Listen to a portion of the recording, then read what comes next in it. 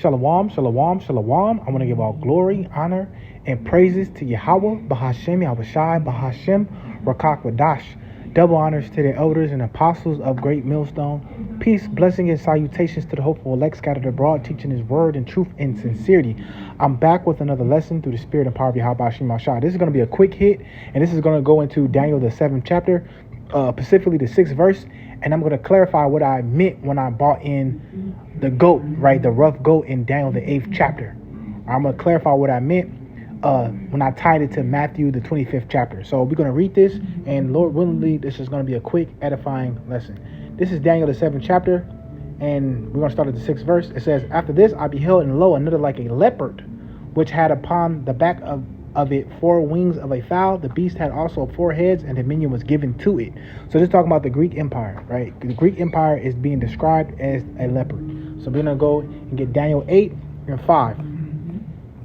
It says, and I was considering, behold, an he-goat came from the west on the face of the whole earth, and touched not the ground, and the goat had a notable horn between his eyes.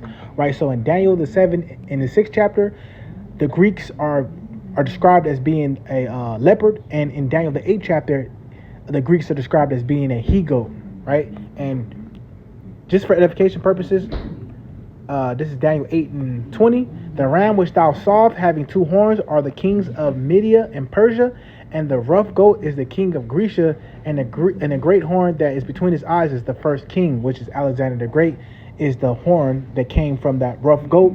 And the rough goat represents as a whole the Greek Empire, right? So now let me go back to the 5th chapter. "And I was considering, behold, a he-goat came from the west on the face of the whole earth, and touched not the ground, and the goat had a notable horn between his eyes." Now what I did was I brought up Matthew the 25th chapter, right? And I'm gonna read it from 31. This is Matthew 25 and 31. "When the Son of Man shall come in his glory, and all the holy angels with him, then shall he sit upon the throne of his glory. And before him shall he gather all nations, and he shall separate them one from another, as a shepherd divideth his sheep from the goats. And he shall set the sheep on his right hand, but the goats on the left. Then shall the king say unto them on his right hand, Come ye, blessed of my Father, inherit the kingdom prepared for you from the foundation of the world." Right? So we know that everybody that's on the right hand side, those sheep are of the elect. Those are the elect of the house of Israel. Everybody on the left hand side is not of the elect. So that's the 2/3 of Israel, and that's all the nations too, including Esau, Edom. And let's go to skip down to 41. This is Matthew 25 and 41. "Then shall he say also unto them on the left hand, Depart from me, ye cursed, into the everlasting fire, prepared for the devil and his angels." Right? So everybody on his left hand side is not just confined to Esau, Edom only. I brought in Esau, Edom because Esau, Edom is described as being that goat, and spiritually, it's a reason why in Matthew 25 that everybody that was cursed was going to be on the left hand side, right? It's not saying that this goat that's described in Matthew the 25th chapter is specifically talking about Esau, Edom only, right? It's talking about everybody who is not the elect. That's the other nations, that Esau, and the 2/3 of our people, right? Because what does it say again? It says, I'm gonna start at 32, Matthew 25 and 32. "And before him shall be gathered all nations, and he shall separate them one from another, as a shepherd divideth his sheep from the goats." Right? So we know that if the Lord didn't shine his light on you as an Israelite, you'll still be amalgamated into the ways of the other nations. So it means that you will still be a part of the other nations. Right? But if the Lord gave you that light, then he's going to take you out. He's going to separate you from the other nations, right?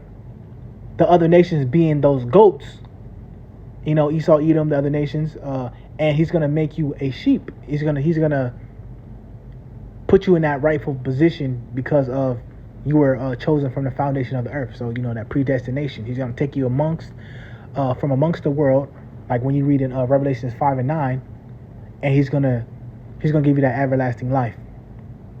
Right? So the sheep represent the elect, and the goats represent everybody who is not of the elect, including the other nations. Now, the left people on the left hand side being described as goats, it was a good scripture to tie in Daniel the 8th chapter, because we know Esau Edom represented the goat, right? That's not just saying that Esau Edom is specifically the only person mentioned in Matthew the 25th chapter, right? You can clarify or qualify Esau, Edom, the other nations, and Jacob, right? So I just want to make it clear. Lord willingly, this lesson was quick and edifying. I want to give all glory, honor, and praises to Yahweh, Bahashem, Yahushai, Bahashem HaKakwadash. Until next time, Lord willingly, Shalom.